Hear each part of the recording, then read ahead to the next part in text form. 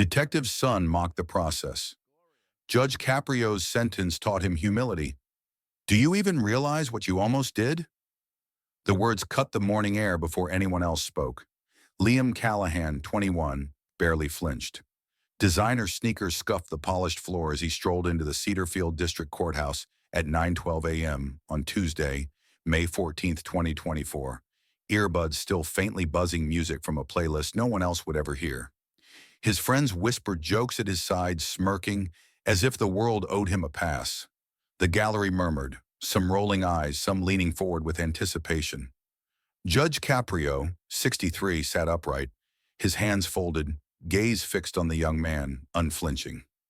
In this courtroom, he began, his voice measured but sharp, you are a citizen. No one is above the law. Liam smirked, just enough to convey charm and defiance at once. A subtle clash of energy sparked instantly, entitlement brushing up against authority. The air thickened, tension rippling quietly, the courtroom already a chessboard where inherited influence would be tested against principle. No words had yet been spoken about the crime, but the room knew the stage was set. Liam's casual arrogance promised conflict. The unraveling was about to begin. The prosecution wasted no time. Liam's reckless late-night street racing, Cedarfield streets at 2:47 a.m., tires screaming across asphalt, parked cars trembling from near collisions, neighbors hiding behind doorways, was laid bare with meticulous precision. Officer Daniels, calm and exacting, detailed prior warnings issued to Liam by campus security, minor incidents that vanished quietly from reports. Each attempt by colleagues of Detective Marcus Callahan to smooth the waters was exposed. Phone records, whispered calls, discreet emails, all revealing the subtle misuse of privilege. Liam rolled his eyes at the officer, muttering under his breath, a sarcastic quip thrown like a shield. Judge Caprio's voice cut sharply. Maintain decorum. You will answer the questions without interruption. Liam's bravado faltered under the weight of scrutiny. The gallery leaned in, sensing cracks forming in a facade built on family name and charm. Emotional stakes rose with each detail. The human cost, frightened neighbors, near-miss pedestrians, violated trust, became impossible to ignore. Then the security footage played. Liam's car darted at 65 miles per hour in a 30-mile zone, narrowly missing a cyclist, scraping the side of a parked delivery truck. Emma Roberts, 14, recounted her terror as the vehicle spun past her. I thought I was going to die. The tires screeched right behind me. I couldn't move. Mr. Jameson, 72, recounted a near collision while retrieving his morning paper. Officer Daniels measured every distance, reaction time, braking sequence. The calculus of disaster laid bare. The prosecution revealed attempts to leverage family influence, precinct insiders contacted, messages left on the detective's desk, whispers of intervention. Liam's composure faltered as the footage repeated, the gallery absorbing the near catastrophe with collective inhalations of relief and horror. Privilege had collided with reality. Caprio remained silent, the impartial weight of law pressing down, anticipation coiling in every corner of the courtroom. The moral reckoning was imminent. Emma Roberts stepped forward, small and resolute, trembling only slightly as she recounted the moment. I thought I was going to die. The tires screeched right behind me. I couldn't move. The courtroom reacted, gasping, shifting, some averting eyes, some leaning forward. Liam attempted a partial apology. I didn't mean, why didn't you care? Emma's voice cut through, unwavering. Silence fell heavy, as though the walls themselves were listening. Even Liam's friends went still. Judge Caprio watched patiently, allowing the moral weight to settle without a single word. Each glance from Liam, each shallow breath, betrayed the first real confrontation with consequences he could not charm or purchase. Arrogance collided with innocence. The human cost of entitlement crystallized before everyone's eyes. The internal struggle had begun. Caprio leaned forward, gaze fixed. Mr. Callahan, he said, his voice calm but insistent, your lineage and your father's service do not exempt you from responsibility. Society trusts us to act justly, not shield one another from consequences. Liam shifted, squirming, muttering excuses, attempting charm that fell flat. Ethics, personal responsibility, and community trust are not optional, Caprio continued. They are what hold us together. Recklessness destroys more than property. It erodes trust, safety, and the moral fabric of those around you. The courtroom absorbed each measured word. Even Liam's father, silent, bore the tension of conflicted pride and shame. Ego confronted morality. Privilege confronted principle. The gallery leaned forward, the emotional apex forming, a moral fulcrum suspended midair. The collapse of entitlement was underway, and no amount of influence or charm could halt it. The verdict came like a measured, deliberate blow. Liam was ordered to pay $75,000 in restitution, complete 150 hours of community service mentoring teenagers on road safety, and receive a formal reprimand recorded publicly in Cedar Field's legal registry. Justice is not merely punitive, Caprio said. It is instructive. You are accountable not just in law, but to your community and conscience. Shock and shame replaced the once confident smirk. Friends and family watched in silence. The gallery exhaled, absorbing the combination of tangible and symbolic justice. Privilege had been tempered by accountability, a clear signal that society's trust could not be bought or evaded. The room held, its breath one final time, the first step toward humility planted. The public response was immediate.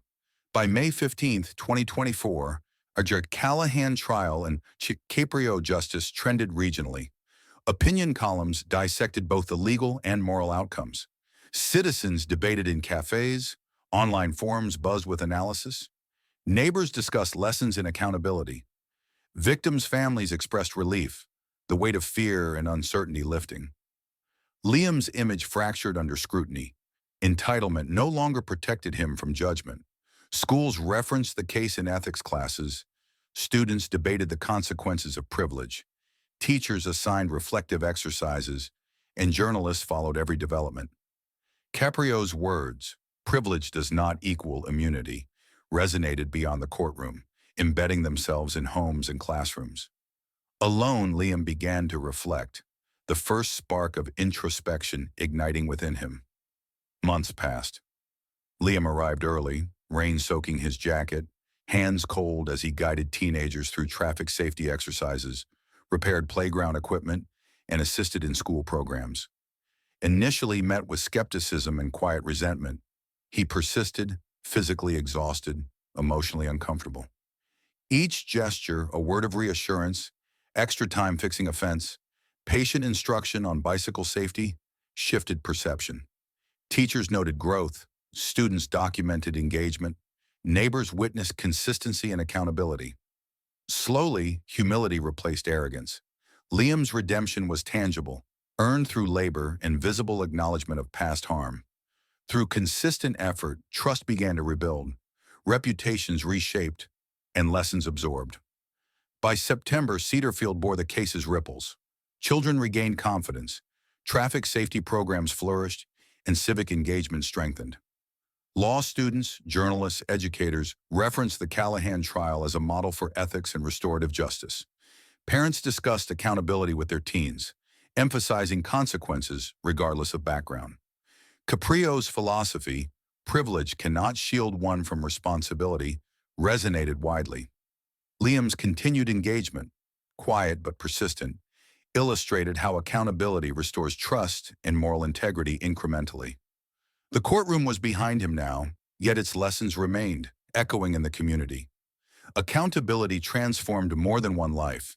It reshaped the moral compass of a town, a reminder that justice and empathy, courage and reflection, endure long after the verdict is rendered. The prosecution wasted no time. Liam's reckless late-night street racing, Cedarfield streets at 2:47 a.m., tires screaming, parked cars trembling, was detailed meticulously. Officer Daniels described witnesses hiding behind doorways, the smell of burnt rubber, the panic of minor collisions narrowly avoided. Previous warnings from campus security were noted, quietly dismissed due to his father's influence. Attempts to smooth the situation, phone calls, discreet messages, emerged, revealing privilege in motion. Liam leaned back in his seat, rolling his eyes, muttering sarcastic asides under his breath. Judge Caprio's voice cut sharply. Maintain decorum.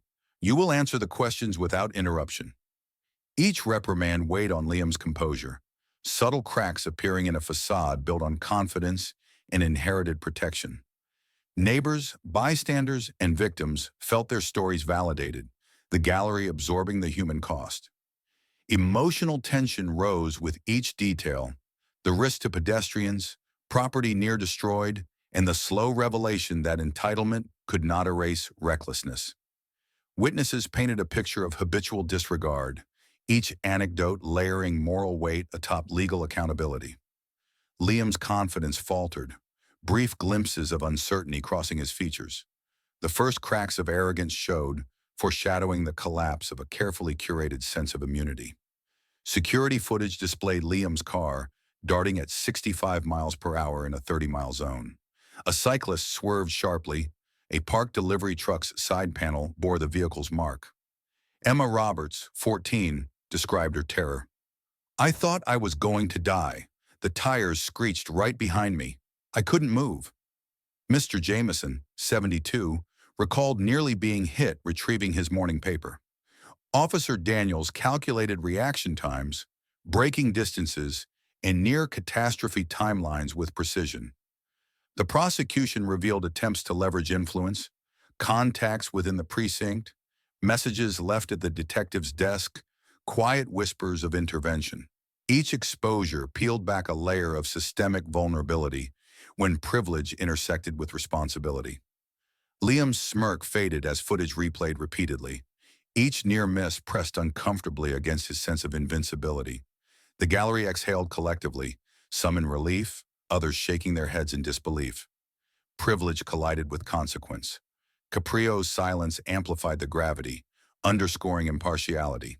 The courtroom became a witness to recklessness in motion, a tangible demonstration of risk, fear, and the stark contrast between casual arrogance and human vulnerability. Moral reckoning hovered over every seat, waiting for confrontation. Emma Roberts, trembling yet resolute, recounted the moment. I thought I was going to die. The tires screeched right behind me. I couldn't move. Gas echoed, some eyes welling, some faces averted. Liam muttered a weak apology. I didn't mean. Why didn't you care? Emma's words landed like stones in water, rippling through the gallery. Even Liam's friends looked uncomfortable, unsure of how to respond. Caprio remained composed, letting the moral weight unfold naturally. Each shallow breath, each averted glance from Liam revealed a first confrontation with consequences beyond charm or money.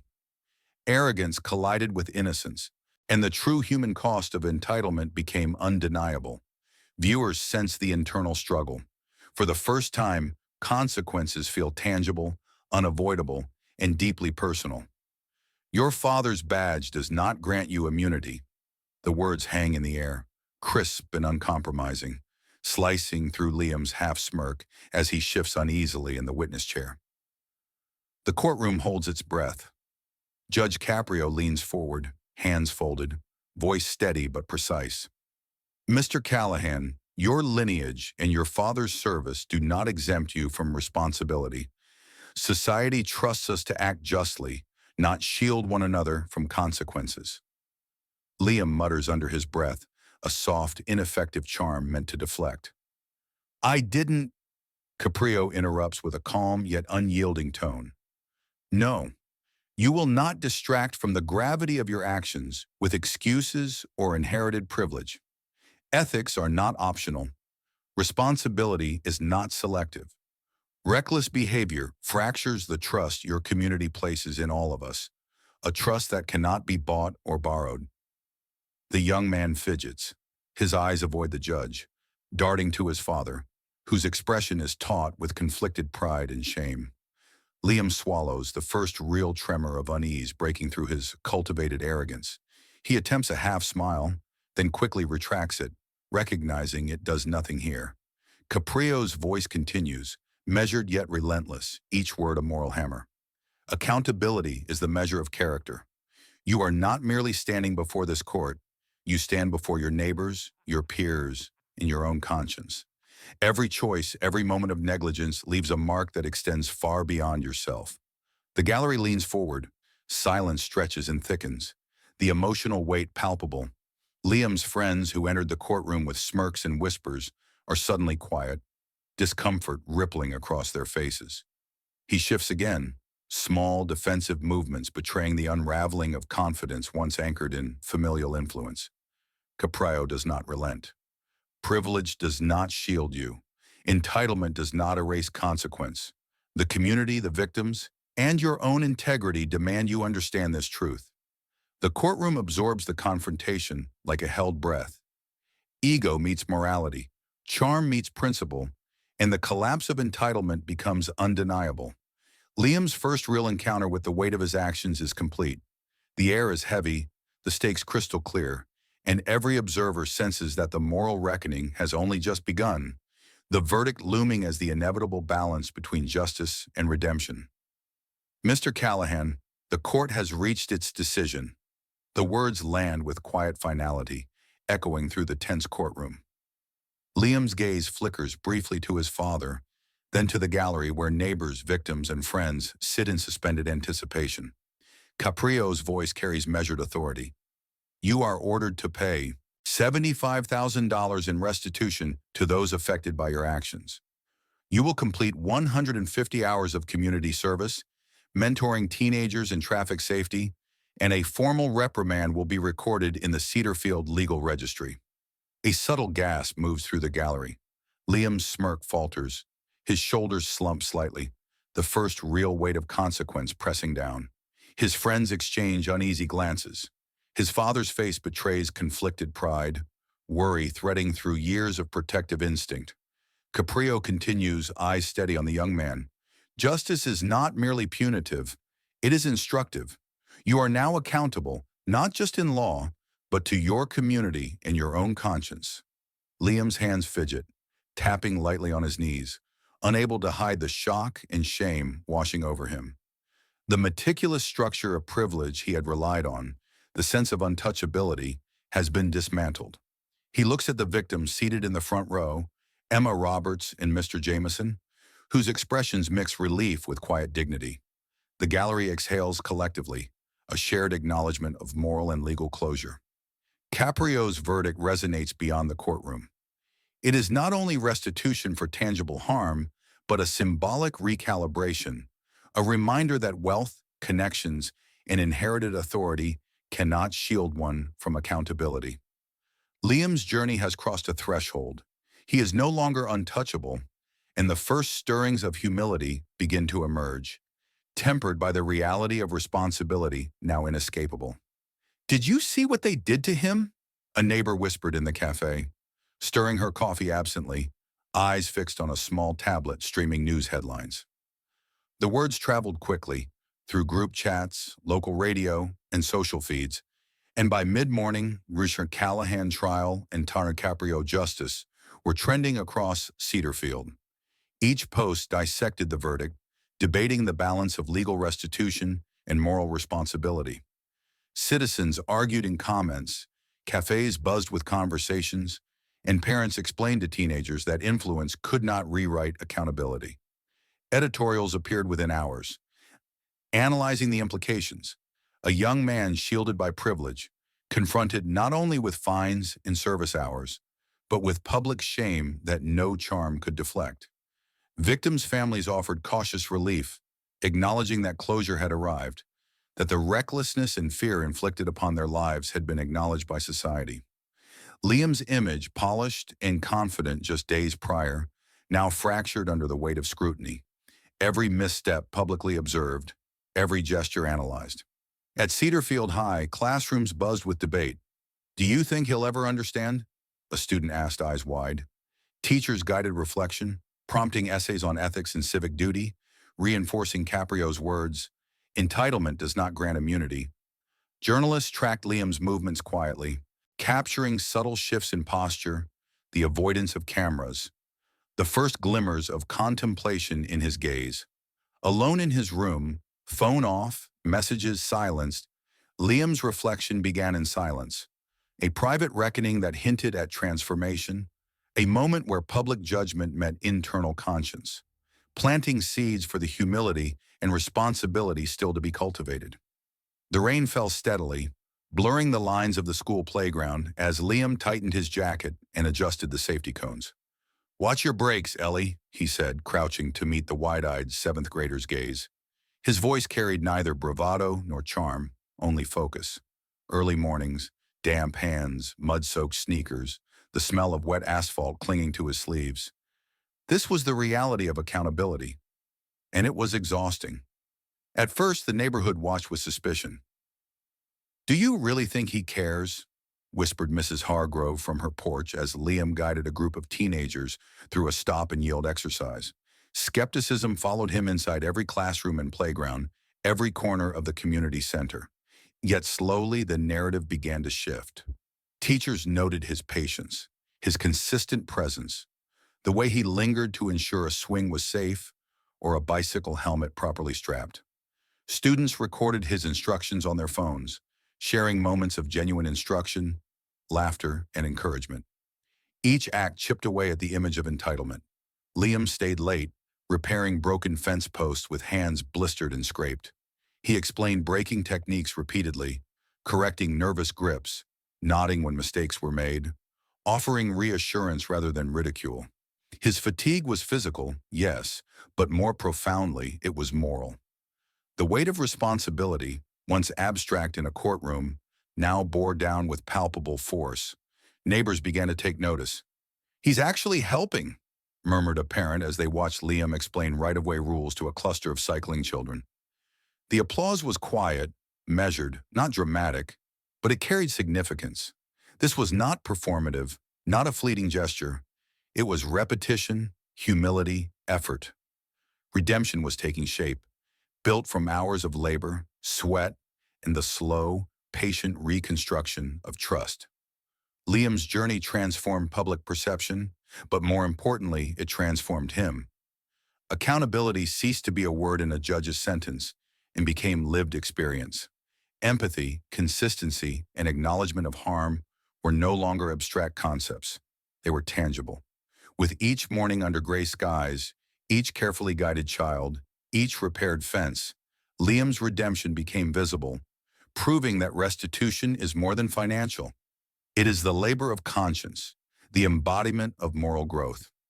The first leaves of September rustled along Cedarfield sidewalks, carrying a quiet, unspoken acknowledgement of change.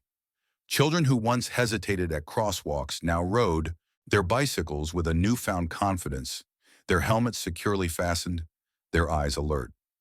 Traffic safety programs had expanded, stretching beyond schools into community centers, and volunteers, some inspired by Liam's labor, assisted in teaching proper road etiquette and cautionary awareness. Conversations at local cafes, in homes, and along the streets began to pivot. Responsibility, accountability, and moral courage became topics as tangible as the morning newspaper. Law students dissected the Callahan case in seminars, debating where ethics intersected with legal authority, while journalists traced its societal echoes, noting how public trust could be restored when accountability was embraced, not evaded. Parents referenced the trial in earnest discussions with their teens, emphasizing the universality of consequence, a principle not altered by privilege or lineage. Liam's continued presence in community programs, patiently guiding, repairing, teaching, illustrated that redemption was not instantaneous. It was incremental, earned, and observed. The neighborhood's collective gaze had shifted. Where skepticism once reigned, respect began to take root. Not unreserved admiration, but a measured acknowledgement that consistent action carried weight. Conversations now included phrases like earned trust and visible accountability, phrases that once seemed abstract but now described daily reality. Judge Caprio's courtroom admonitions echoed in living rooms, classrooms, and informal debates. No individual, regardless of inherited advantage, could escape responsibility. Citizens found themselves reflecting on their own conduct, Could they intervene when complacency or negligence threatened safety? Could they model integrity even when convenient shortcuts were available? The Callahan case had transcended its legal boundaries. It had become a moral benchmark, a lens through which Cedarfield measured ethics, empathy, and civic responsibility. Liam's transformation, visible and consistent, reinforced this shift. Children responded with trust, not fear. Neighbors engaged with accountability, not apathy. Even adults who had once doubted his sincerity began to recognize the lesson. Restoration of trust required humility, effort, and recognition of past harm. Cedarfield's streets, schools, and homes were imbued with a quiet vigilance, a collective mindfulness, as if the community itself had learned to measure actions not merely by legality, but by conscience. The ripple effect was profound, not because a young man had erred, but because the society surrounding him had chosen to insist on moral responsibility, to witness, to reflect, and to act. Justice, once a procedural pronouncement, had evolved into lived experience, shaping behavior, expectations, and values. It was a testament to the idea that accountability and redemption were not solitary acts. They were communal, and their echoes carried far beyond any courtroom, leaving Cedarfield to ponder the enduring significance of ethical courage in everyday life. The polished heels clicked against the marble floors at exactly 8:57 a.m., each tap echoing through the cavernous entryway of Cedarfield District Courthouse. Isabella Marquez walked in as if she owned the air itself, the sun catching the silk of her scarf in brief flashes of gold. Her phone was lifted before her, live streaming to thousands of followers who would soon watch every subtle shift of expression, every flicker of defiance in her eyes. The gossip in the gallery already hummed like electricity, whispers of Marquez and her father's influence, passing like current from one spectator to another. Some rolled their eyes, some leaned forward, anticipation sharpened with the thrill of witnessing privilege meet its test. Flanking Isabella were her friends, laughing quietly, their heads bent together as if exchanging secrets immune to the scrutiny surrounding them. They expected protection, assumed invisibility, the social armor of a celebrated family name. Their confidence radiated in every exaggerated gesture, every smirk, every casual adjustment of designer accessories. They did not yet understand that this room, under the calm gaze of Judge Caprio, demanded more than flair. It demanded accountability. Judge Caprio, 63, gray hair combed meticulously, hands folded on the bench, radiated a quiet authority that seemed to absorb all the superficial noise of the moment.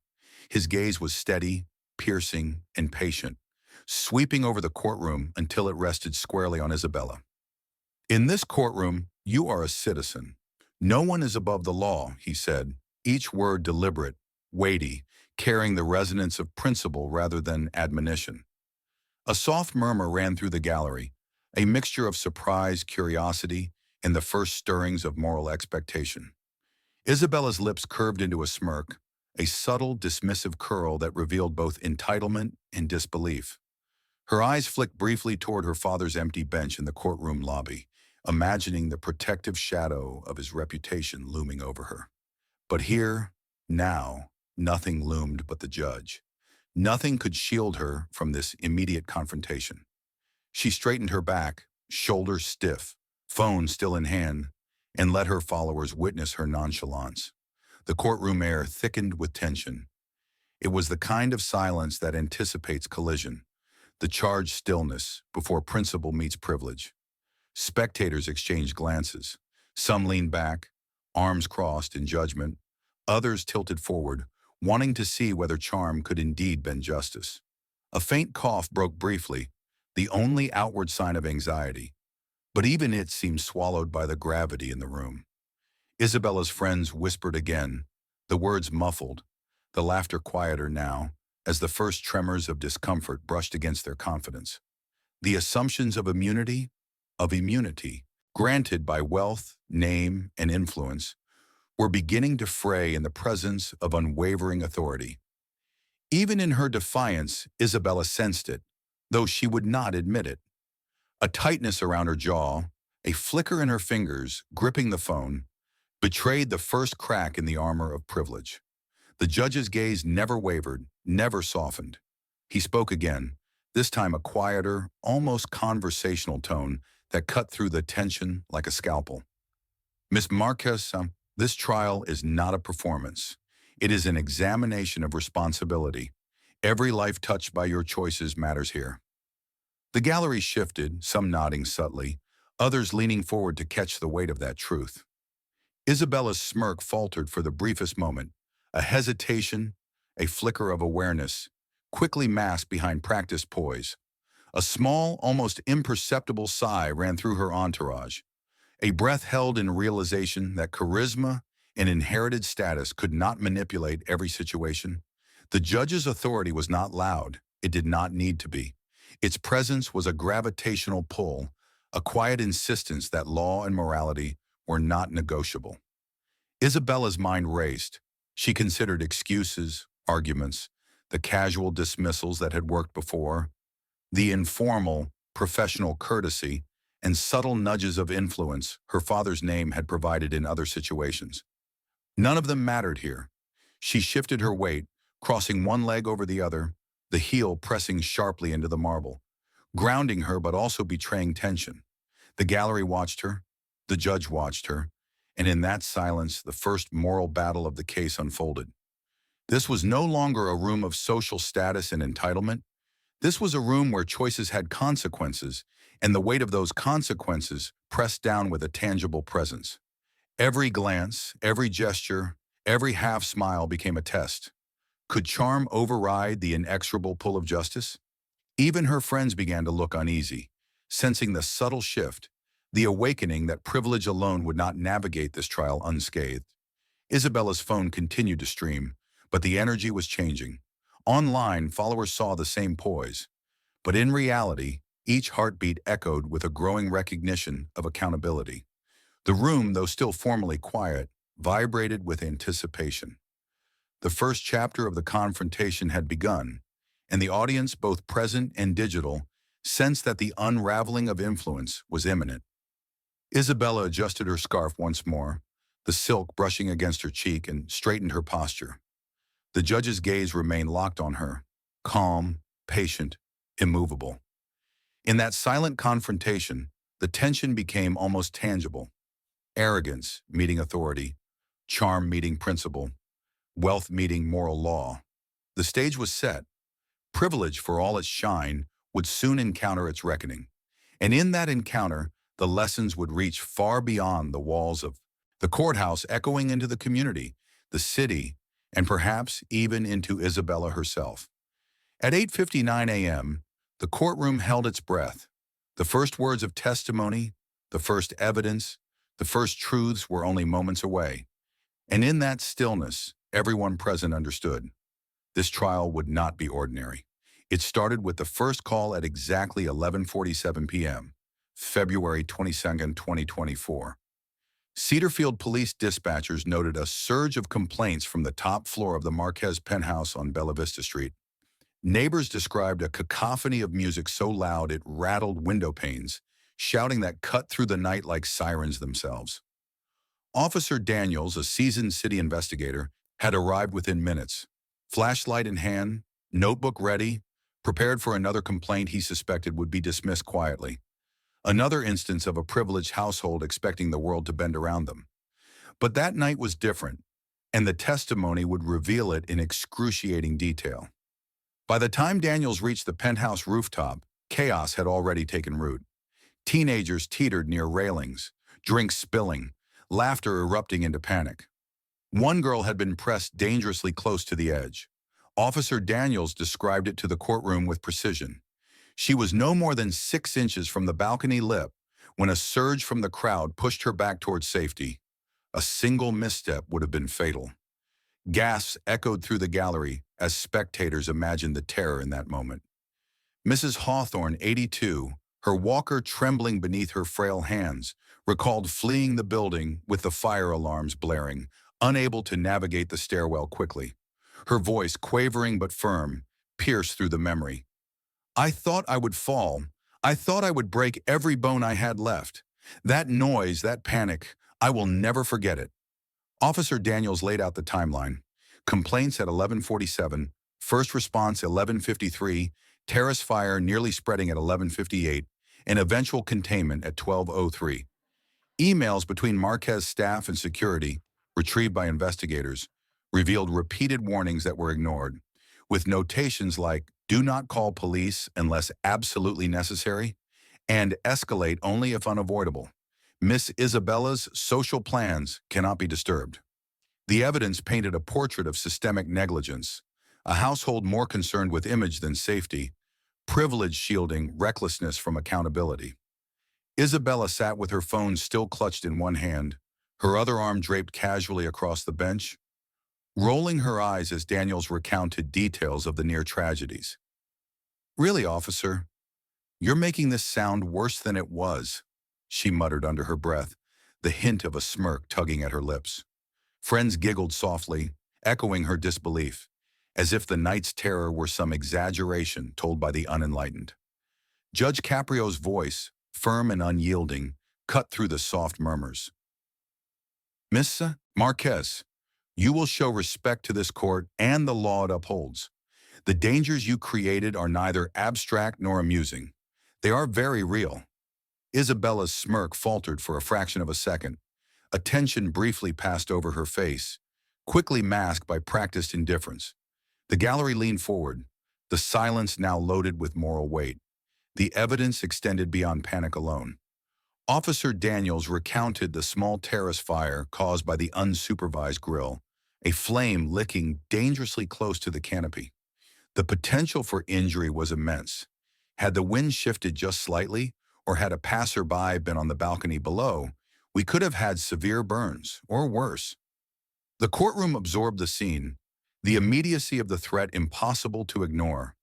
Isabella's cavalier attitude, the interruptions, the attempts to charm and minimize responsibility, all collided with the raw, unfiltered testimony. Neighbors described evacuations in detail.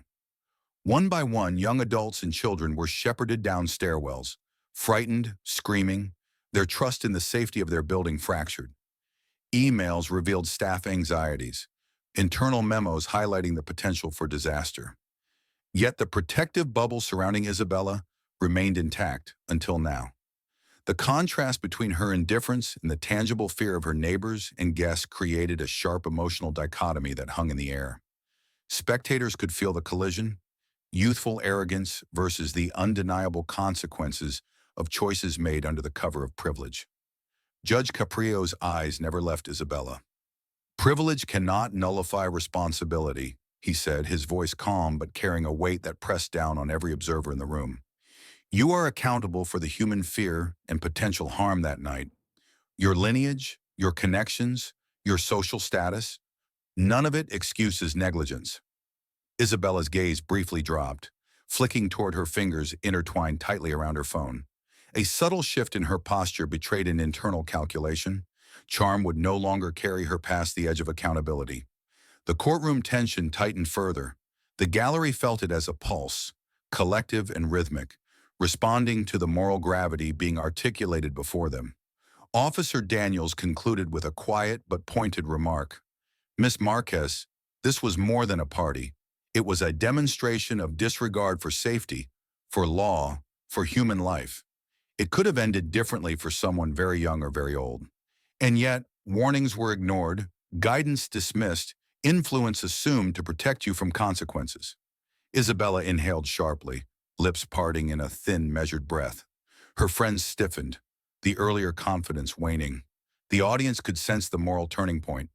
This was no longer about social media, image, or fun. It was about lives, fear, and the consequences of entitlement left unchecked. The final notes of the chapter came as Judge Caprio allowed a pause, letting the words sink. The human cost was now undeniable. The gallery shifted in their seats, absorbing the immediacy of panic and near injury, the weight of systemic negligence, the contrast between authority and audacity. Isabella remained silent, her usual arsenal of smirks and charm temporarily set aside, replaced with a calculated stillness. The stage was set for deeper scrutiny, for moral reckoning yet to come. The tension did not dissolve. It coiled, awaiting the next revelation, the next evidence that would further erode the illusion of immunity, preparing the courtroom and the viewers for the confrontation between entitlement and justice that could not be avoided. The security footage began with a jagged blur of movement. Dozens of teenagers crammed along the edges of the Marquez penthouse balconies, drinks in hand, laughter spilling into the night air. The rails bowed under the pressure, swaying almost imperceptibly at first, then with a frightening rhythm that made viewers hold their breath even in the courtroom. One frame lingered longer than the others. Sophie Lynn, 16, pressed close to the railing, eyes wide, hands gripping the metal with white-knuckled intensity. "I thought the railing would give way," Sophie said quietly, her voice trembling but steady as she recounted the moment. "I could feel the boards bending beneath us. I was sure we were going to fall."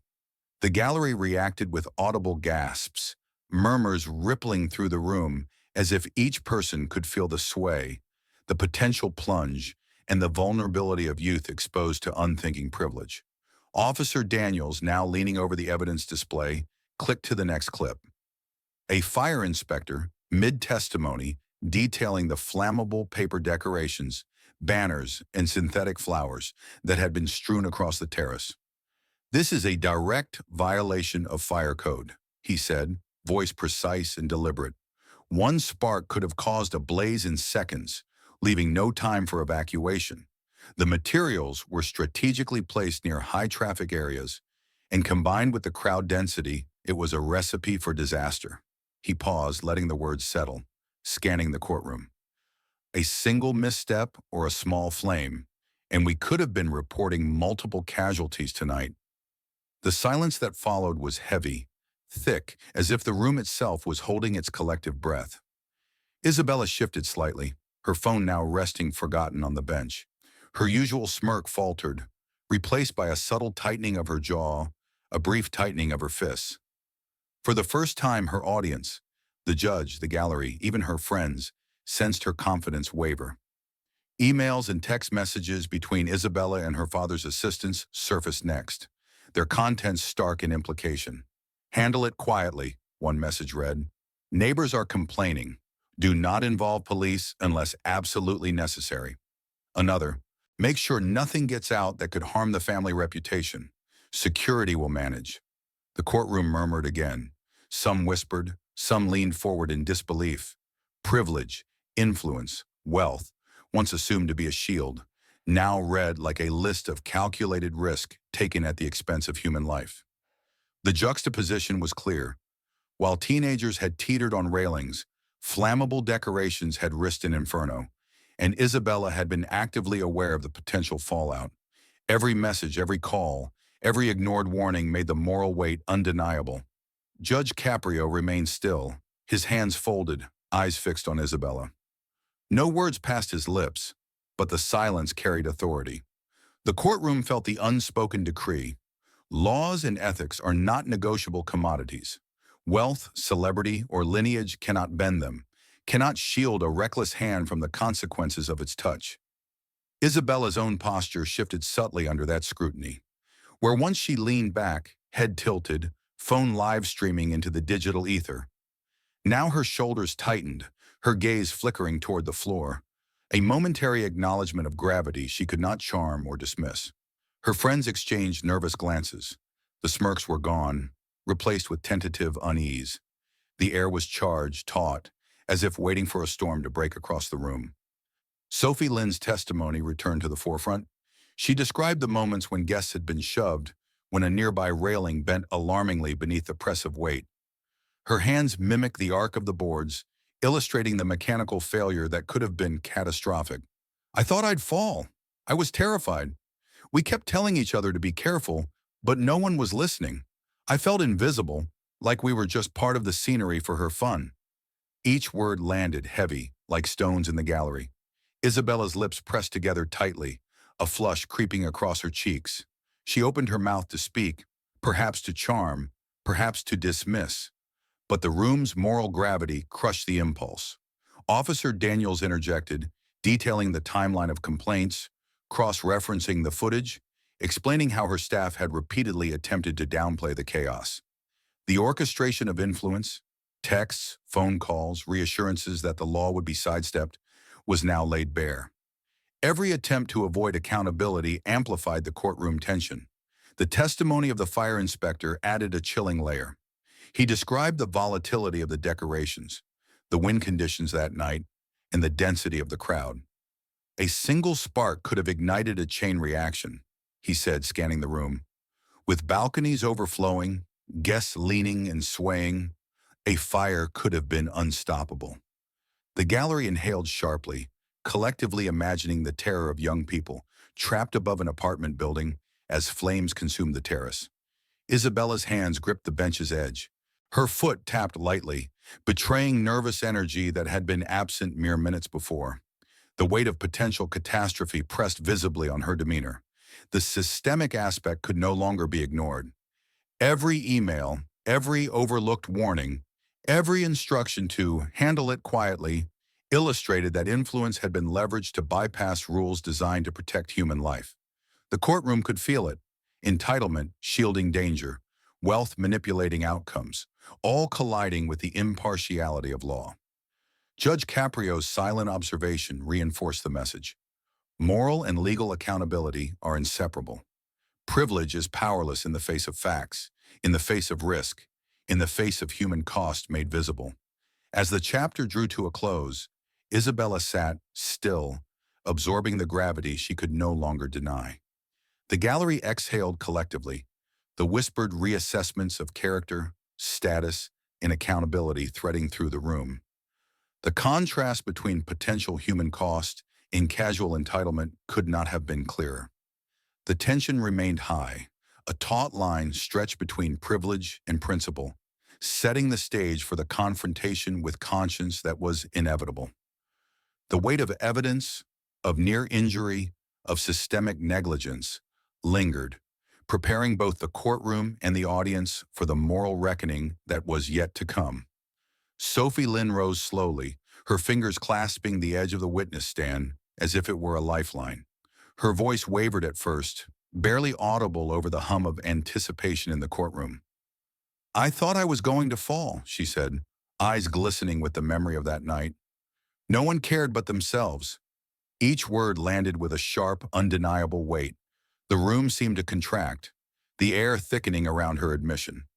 Isabella shifted in her seat, the designer heels tapping lightly against the polished floor. She attempted a smile, but it faltered halfway, replaced by a faint, almost dismissive mutter. "It wasn't that bad." The words were hollow, a brittle echo in the face of raw testimony, and for a fleeting moment, the courtroom held its collective breath, sensing the first real cracks in her armor of privilege. Mr. Hawthorne, an elderly neighbor with a walker tucked against his side, cleared his throat and leaned forward. "I couldn't sleep for a week," he said quietly, voice quivering with the memory of fear. The shouting, the running, the smoke from the terrace grill. Every night, I thought something terrible would happen. His hands shook slightly as he gripped the arms of his chair, his frailty emphasizing the danger he had endured simply by living next door. The gallery responded with a mixture of empathy and shock. Some leaned forward, eyes fixed on the speakers. Others remained still, absorbing the testimony silently. A subtle, almost imperceptible murmur moved through the room as people exchanged glances, their minds processing the human cost behind the social spectacle. Isabella's confidence wavered as she listened, her lips pressed together, her gaze flicking downward, tracing the grain of the bench rather than meeting the eyes of the victims. For the first time, she seemed to weigh the consequences of her actions, and a subtle tension threaded through her posture. The air in the courtroom seemed charged with moral energy, entitlement confronted by vulnerability, arrogance pressed against fear, privilege colliding with consequence. Her friends exchanged nervous glances, the smirks and whispered reassurances of moments before fading into unease. Judge Caprio remained silent, letting the words resonate. When he finally spoke, his tone was steady, calm, but the authority in it carried unspoken pressure. "Miss Marquez," he said, "you are hearing these words because the consequences of your choices extend beyond yourself. Laws exist to protect all citizens, not just the influential or the admired. Privilege does not exempt one from responsibility. Isabella swallowed, a subtle catch in her throat betraying the first flicker of apprehension. The courtroom absorbed his words like a tidal wave cresting slowly but inevitably. Sophie Lynn's gaze never wavered. "We were terrified," she added softly, almost pleading, "and no one thought about us. It was like we didn't exist, just entertainment for someone else's fun." The gallery shifted uncomfortably. Some felt the sting of recognition. How often had small, silent harms been ignored in the face of power? Others simply absorbed the truth, the raw human vulnerability made visible by a teenager's courage. Isabella's posture tightened further. She shifted slightly, adjusting the silk scarf around her neck, an unconscious gesture of defense. The confidence and charm that had carried her into the courtroom were now shadows, unable to shield her from the moral gravity settling across the room. Mr. Hawthorne added a final note, his voice low but resonant. "We are more than statistics, more than inconveniences to be smoothed over. Sleep, peace of mind, safety, these are not negotiable." The courtroom held a collective pause, a silence thick with judgment, moral and emotional, not just legal. Isabella's hands rested on her lap, fingers intertwined, her gaze fixed on a distant point beyond the room, as if searching for an escape from the responsibility she could no longer deny. Caprio's eyes scanned the gallery, lingering on the victims, the neighbors, and then returning to Isabella. The weight of accountability filled the room like a tangible presence. "The law is not just a set of rules," he said quietly, but firmly. "It is a covenant of trust between society and each of us. Every choice has consequences. Every life has value." The courtroom absorbed the gravity of the moment.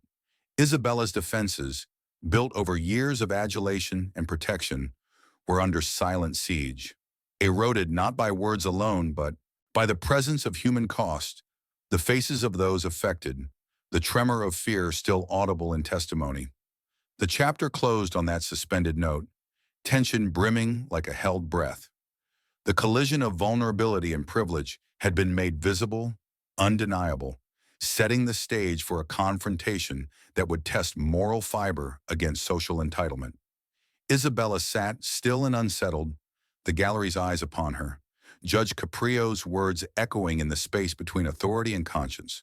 The reckoning was only beginning, and the audience could feel the momentum, the inexorable pull toward the moral confrontation that would follow.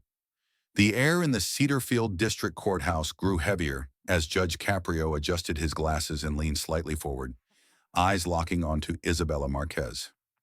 Thursday, March 21st, 2024, 9:12 a.m. The gallery shifted subtly, a low hum of anticipation filling the space, the collective pulse of the community threading through every bench. Isabella, 19, shifted in her chair, the designer heels clicking faintly against the polished floor as she crossed and uncrossed her legs. Her silk scarf fluttered as she fidgeted, a slight smirk lingering even as her hands twisted in nervous rhythm. Her friends exchanged anxious glances. The charm she had wielded like armor in earlier proceedings now seemed fragile, tenuous, threadbare. "Ms. Marquez," Caprio began, his voice measured but resonant, each syllable deliberate, heavy with expectation. "A name or family reputation does not excuse recklessness or disregard for human life. Society trusts us to act justly, not to shield each other from consequences." The words cut through the usual murmurs of the courtroom like a bell, and Isabella's eyes flickered to the judge, a sudden crack in her confidence. She opened her mouth to respond, then hesitated, muttering under her breath, "I didn't think it would be that serious." But the attempt at minimizing her actions felt hollow, echoing faintly across the room. Caprio's gaze did not waver. "Do you understand," he continued, "that ethics and responsibility are not privileges granted by wealth or fame? They are obligations. Each decision you make ripples beyond yourself. Community trust is fragile, and you have chosen to fracture it for personal amusement." Isabella's father, Alejandro Marquez, sat rigidly, hands folded, jaw tight. Pride warred visibly with shame, the silent struggle of a man recognizing that no accolade or fortune could shield his child from the weight of moral consequence. Isabella tried another tactic, leaning slightly forward with a forced charm, an attempt to soften the confrontation. Your Honor, everyone was... Her words trailed off as Caprio's tone sharpened imperceptibly. Stop. There is no charm that can substitute for accountability. No connections that can replace the respect owed to every life you endangered. You are accountable not just to the law, but to the people affected by your choices. The gallery leaned forward, unconsciously drawn into the gravity of the moment. The parents of other teens, neighbors, and community members watched in suspended attention, some gripping the benches, others staring silently, the weight of recognition settling. This was no longer a tale of wealth evading consequence. Caprio paused, letting the courtroom absorb the truth. Isabella squirmed, glancing down at her hands clasped tightly in her lap, her nails digging into the skin. Betraying tension she refused to articulate. It was just a party, she whispered, a weak defense that only amplified the moral contrast. The judge's eyes flicked toward her, unwavering. Just a party, he echoed, letting the irony of the phrase hang. A party that risked lives, violated safety codes, and left neighbors terrified. Recklessness does not become negligible because it is wrapped in designer labels. A low murmur rippled through the gallery, some exhaling sharply, others nodding. The collective recognition of injustice tangible. Isabella's attempts at charm and minimization faltered further as Caprio pressed on. Responsibility is not inherited. Privilege does not confer exemption. The choices you make and how you respond to their consequences define character far more than wealth or lineage ever could. The courtroom was silent, save for the quiet intake of breath from those absorbing the weight of the moral framework being laid bare. Friends whispered nervously, the arrogance that had accompanied Isabella's entrance now dissolving in real time. Caprio's voice softened momentarily, but only to drive the moral point deeper. Your community trusted you to act within the bounds of law and decency. You betrayed that trust. You cannot undo fear or panic, but you can acknowledge it, and you can act to repair what you have broken. Isabella's fingers twisted again, a subtle tremor betraying her growing awareness that no combination of charm or inherited influence could absolve her. Her father's expression remained taut, eyes cast downward, the internal battle between pride and shame apparent to all who looked. The emotional tension peaked in that courtroom in a moment so quiet it was almost unbearable. Every eye in the gallery seemed to hold her accountable as Caprio's words carried moral authority beyond the statutes cited. Isabella's facade of entitlement wavered, the weight of principle pressing against years of privilege, and for the first time, she seemed to measure the magnitude of her choices. The lives imperiled, the trust violated. The collision of arrogance and ethics was stark, raw, and impossible to ignore. As Caprio concluded, his tone final yet reflective, the courtroom absorbed the impending reckoning. Privilege does not protect from truth, and wealth does not shield conscience. You are accountable to this community, to those you endangered, and ultimately to yourself. Isabella's gaze dropped entirely, the smirk gone, replaced by a flicker of something closer to apprehension, maybe even understanding. The audience, witnesses, and gallery members felt the moral gravity settle over them like a tangible force, preparing everyone for the verdict that would follow. A verdict where restitution, responsibility, and ethical reflection would converge. The confrontation had crystallized, privilege exposed, and the path toward accountability now unmistakable. The courtroom fell into a silence so thick it seemed to press against every ear. Thursday, March 28, 2024, 10:43 a.m. Judge Caprio's hands rested lightly on the bench as he surveyed the room, eyes briefly meeting each member of the gallery before settling on Isabella Marquez. The weight of anticipation was palpable. Whispers had ceased, replaced by a tense, almost reverent stillness. Isabella's posture had stiffened, her silk scarf drooping slightly as if gravity itself pressed harder in this moment. Friends and family leaned forward, some mouths tight, some hands clasped nervously, all feeling the gravity of what was about to be pronounced. "Young lady," Caprio began, his voice steady, unyielding, each word deliberate. "This court has considered not only the law, but the broader moral framework in which you acted. Justice is not merely punitive, it is instructive. It is intended to guide, to repair, and to foster understanding.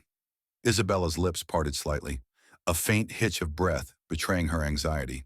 She had spent weeks relying on charm, reputation, and privilege, yet here nothing of that seemed to carry weight.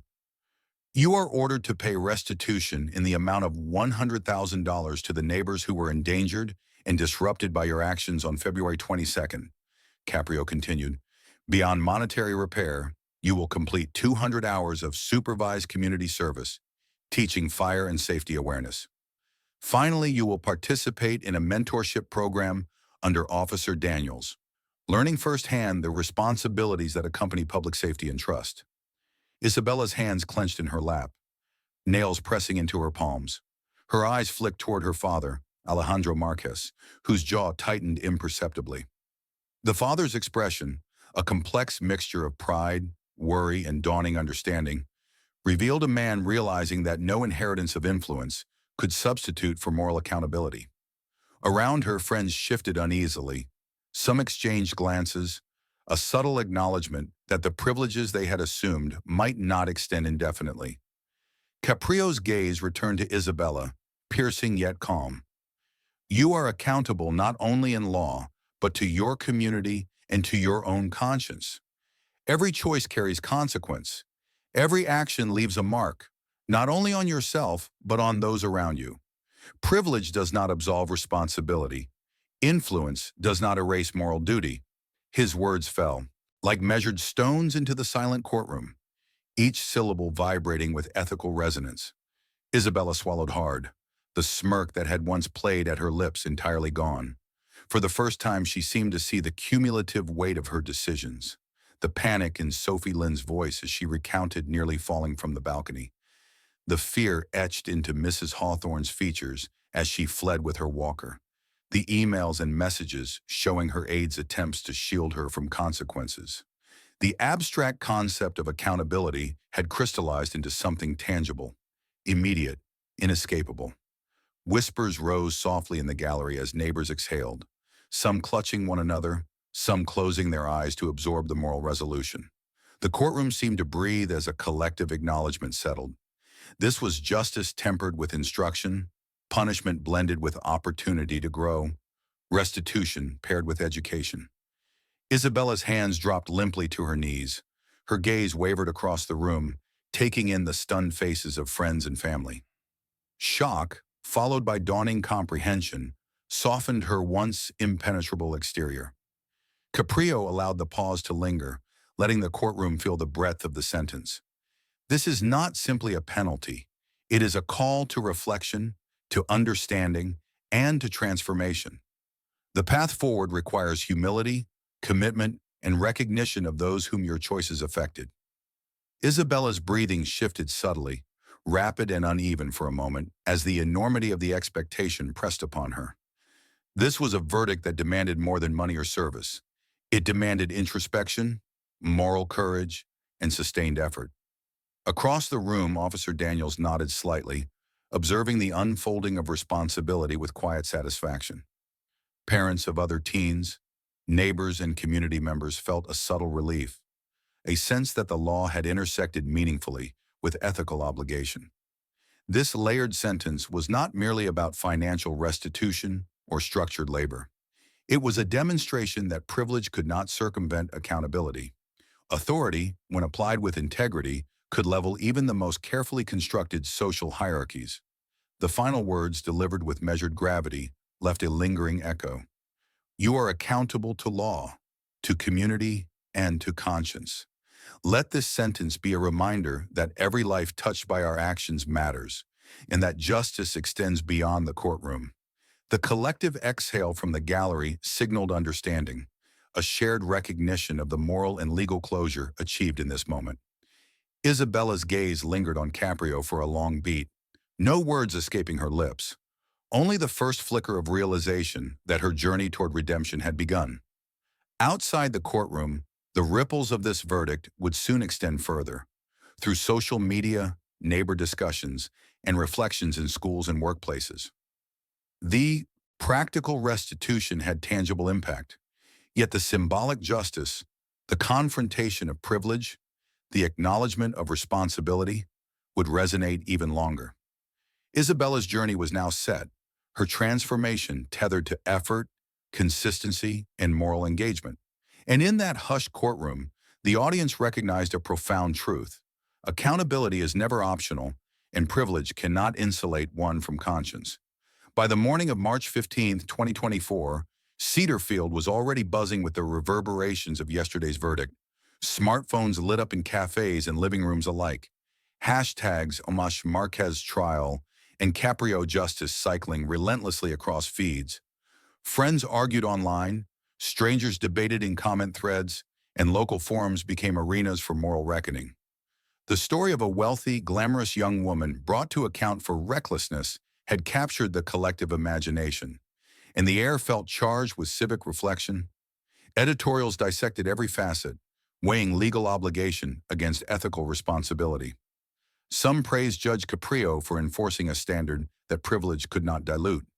Others questioned if the punishment was enough, but few could deny the symbolic clarity of the sentence. Victims' families spoke cautiously but with relief, their statements brief yet powerful. Mrs. Hawthorne, the elderly neighbor who had fled the Marquez penthouse with her walker, whispered in a local interview, "It's not about money, it's about knowing someone sees you and that someone cares what happens to you." Across the city, parents shared these words with their children, emphasizing that consequences were not avoidable through fame or wealth. Schools became microcosms of public reflection. On March 15th at Cedarfield High, students lingered after history and civics lessons, debating the moral dimensions of the case. One sophomore, Maya Rodriguez, asked quietly, "Does having influence mean you get to ignore everyone else?" Teachers paused, using the moment to challenge assumptions, assigning reflective essays that encourage young minds to consider ethical responsibility beyond the courtroom. Discussions were not limited to teens. Faculty exchanged perspectives in staff rooms, questioning how communities should cultivate integrity in an environment where wealth often bends outcomes. Journalists tracked Isabella's public appearances, noting her careful avoidance of interviews, the occasional subdued statement, and the visible weight of contemplation in her posture. In her family's garden, photographed surreptitiously for an online outlet, she sat quietly, gaze lowered, hands folded. The aura of entitlement that had once radiated from her like perfume was muted, replaced by something harder to define. Hesitation, maybe shame, perhaps the earliest stirrings of insight. She could not yet articulate it, but within the quiet moments of reflection, the beginnings of self-awareness were taking root. Neighborhoods buzzed with conversation in cafes and sidewalks. "Did you see how Caprio handled her?"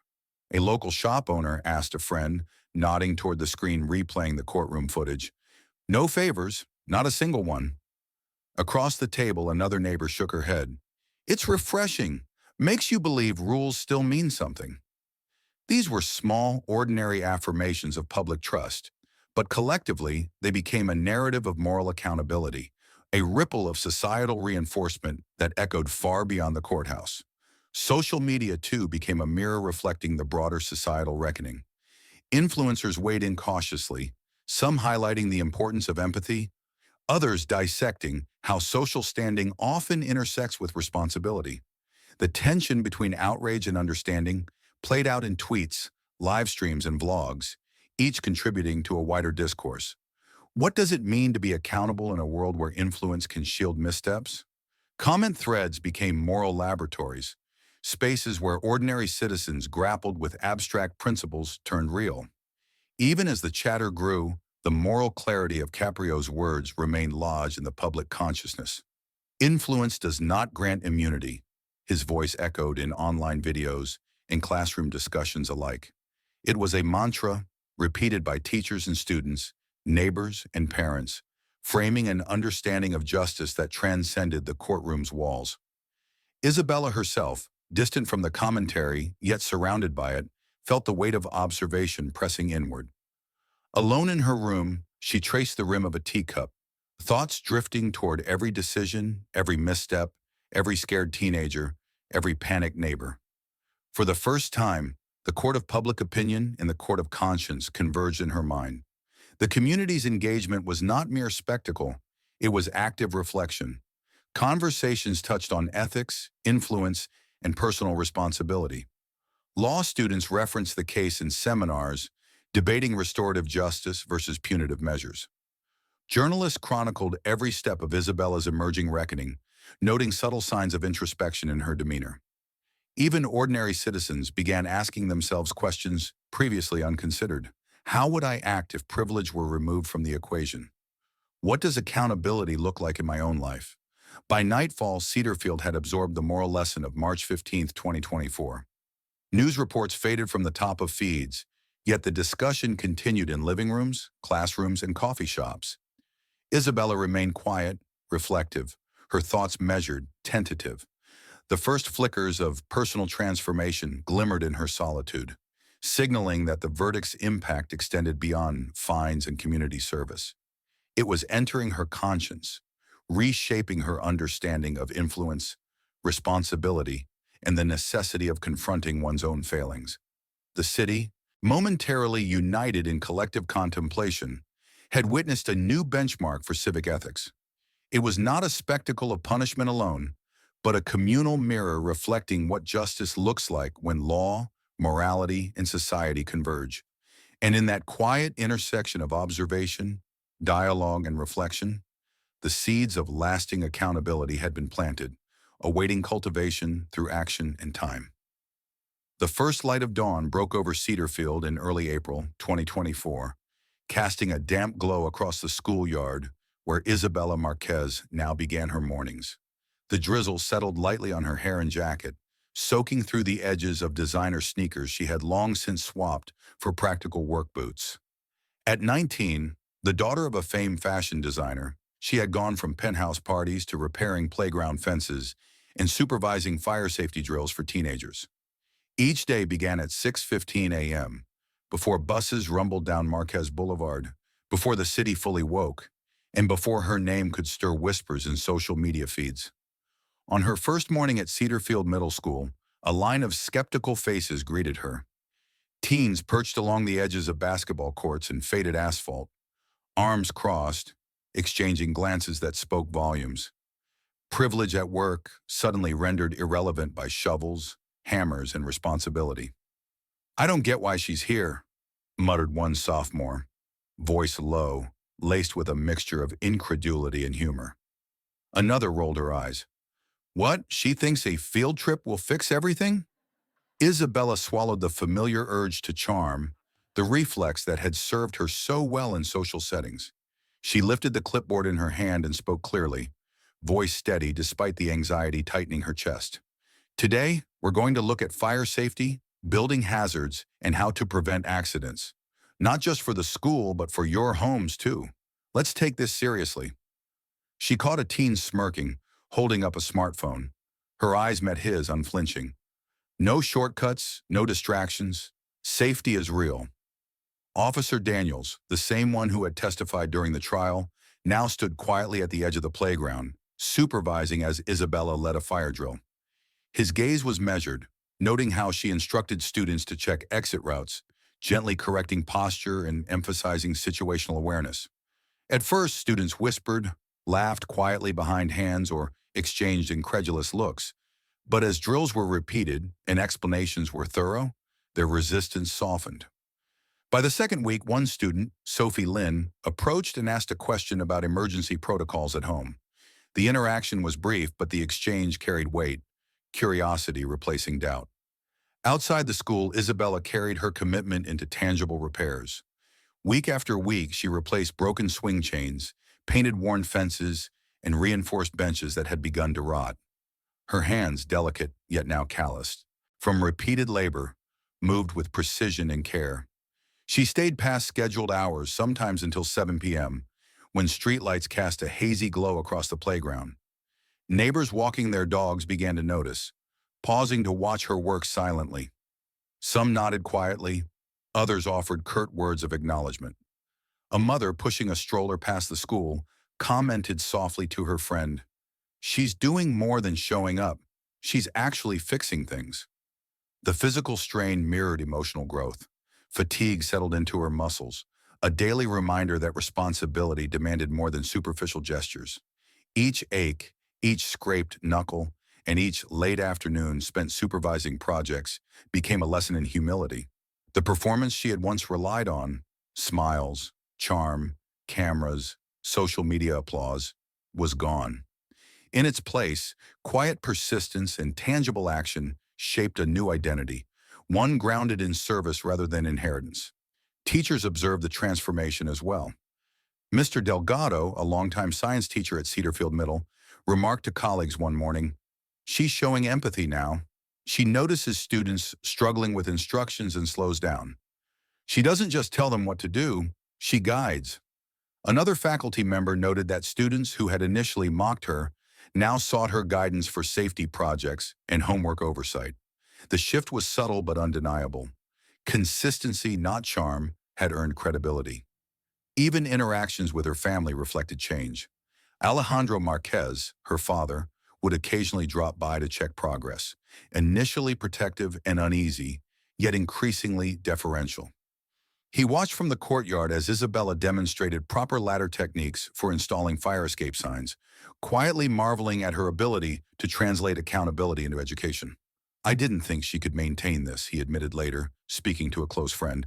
"But seeing her focus day after day, she's learning more than I expected." By mid-June, Cedarfield residents began recognizing the pattern of genuine engagement. Local news outlets highlighted her ongoing community service, capturing photographs of her teaching fire drills, repairing playgrounds, and assisting in neighborhood safety programs. Public skepticism remained for some, but the narrative was shifting. The girl once defined by extravagance and entitlement was demonstrating a measured, authentic commitment to restitution. Each day carried lessons she could not yet fully articulate. A teenager she had guided on proper cycling safety looked up at her and said, "Thanks, I get it now." The simplicity of the gratitude struck her harder than any court sentence, more than any finer lecture. It was evidence of impact, small, immediate, tangible, that connected her efforts to real consequences and human trust. By the end of her third month, Isabella's routine had solidified. Early mornings still began, with drizzle and the lingering chill of Cedarfield spring, yet she greeted students, neighbors, and colleagues with a newfound steadiness. The community had begun to accept her presence not as spectacle, but as contribution. The slow, repetitive labor, the physical exertion, the repeated guidance, the unglamorous repair work was reshaping perception, forging a redemption that had to be earned one honest, deliberate act at a time. Through the rain, the worn gloves, the long afternoons, Isabella learned a truth that could not be taught by money, influence, or inherited fame. Accountability manifests in deeds, consistency, and the courage to confront one's past missteps. By facing the discomfort of labor, humility, and skepticism, she began to reconstruct not only her public image, but also her internal compass. Redemption was no longer a promise or an idea. It was a series of tangible, deliberate actions that quietly rebuilt trust, integrity, and self-respect. By early September 2024, Cedarfield bore the subtle yet undeniable marks of change. The sidewalks near Cedarfield Middle School were no longer dotted with whispered warnings of potential danger. Instead, children rode bikes with newfound confidence, carefully following crosswalks and marked paths that had been reinforced as part of safety workshops Isabella had helped lead. Playgrounds once lined with caution tape now echoed with laughter. Teachers reported that students were more attentive to safety rules, more willing to voice concerns, and more confident in taking responsibility for themselves and their peers. Local parents spoke openly in conversation, weaving the Marquez case into everyday lessons. At PTA meetings, one mother recalled, "When Sophie told me how to check the balcony rails at home, I realized safety isn't optional. It's a responsibility we all share." Another father, explaining the story to his teenager, emphasized that influence and privilege never exempt one from consequences, highlighting the morale as much as the legal lesson. In cafes, grocery stores, and community centers, conversations turned to civic responsibility, ethics, and accountability. The story of Isabella Marquez had moved beyond scandal and spectacle, becoming a reference point for integrity in everyday life. Law students in Cedarfield began citing the trial as a benchmark for restorative justice, analyzing transcripts and debating the layered approach of Caprio's sentencing. Journalists revisited the case in feature stories, highlighting not only the reckless behavior, but also the months of consistent, tangible restitution that followed. Reports detailed her involvement in fire safety drills, playground repairs, and community mentorship, noting how her transformation demonstrated that trust could be rebuilt incrementally, not instantly. Volunteer coordinators referenced her work in local programs as an example of how service, accountability, and humility intersect to reinforce communal bonds. Residents noticed the subtle shifts in community vigilance. Neighbors exchanged more than greetings. They shared observations, flagged hazards, and engaged with one another in proactive safety practices. One elderly resident, Mrs. Hawthorne, reflected quietly while watering her front garden. It's not just Isabella changing, it's all of us. We're paying attention now, not because someone told us, but because we've seen the cost of ignoring responsibility. Children who had once been frightened during the rooftop incident now confidently led their own fire drills, echoing the lessons they had absorbed months earlier. Isabella herself moved quietly through these shifts, her own reflection mingling with the community's response. Her mornings still began early, often spent supervising teens in workshops or assisting local safety officers, but now she noticed the gratitude in small gestures. A nod, a cautious smile, a note left by a parent. She understood that redemption was not measured in headlines or applause, but in these minute, persistent confirmations that her actions mattered. Her sense of accountability had grown not from fear of punishment, but from the lived understanding of responsibility toward others. Conversations within Cedarfield schools extended the impact. Teachers introduced the Marquez case in ethics lessons, encouraging students to debate questions of privilege, moral courage, and civic duty. Students wrote essays examining how accountability, consistent effort, and humility could shape trust within their own communities. Debate clubs rehearsed arguments on systemic responsibility, reflecting on how a single individual's recklessness could ripple outward, endangering others and challenging social norms. The narrative became a living lesson in moral philosophy and civic engagement, tethered to tangible outcomes. Community dialogue deepened as residents began to engage with the trial's lessons collectively. Local newsletters highlighted neighborhood initiatives inspired by the case, from organizing volunteer fire patrols to mentoring programs for teens. Social media threads shared stories of incremental changes, noting when new safety measures prevented accidents or when children demonstrated awareness beyond their years. Conversations were no longer about gossip or celebrity scandal. They centered on ethics, accountability, and the tangible benefits of civic responsibility. The Marquez trial had catalyzed a moral awakening that extended far beyond the courthouse walls. Observers reflected on the broader societal implications. The case demonstrated how justice, when coupled with structured accountability and tangible restitution, could restore not only individual morality, but also community trust. Residents recognized that influence and privilege carried moral weight, that lapses in responsibility could no longer hide behind wealth or status, and that consistent effort and humility could repair both harm and perception. Isabella's actions illustrated that redemption was iterative, earned day by day through patience, effort, and genuine engagement. By the closing weeks of September, Cedarfield had begun to internalize the lessons as collective ethics rather than isolated incidents. Parents, students, teachers, and community leaders recognized the trial as more than a legal proceeding. It had become a blueprint for moral responsibility. Conversations in classrooms and homes alike circled back to the same question. How do we, as individuals and as a community, uphold trust and accountability in our own spheres? The echoes of justice reverberated through Cedarfield, not as a story of punishment, but as a living testament to the power of conscience, service, and reflection. The Marquez case, once a headline of recklessness, now served as a mirror for civic introspection. Citizens considered their own roles, the consequences of action or inaction, and the responsibilities inherent to influence.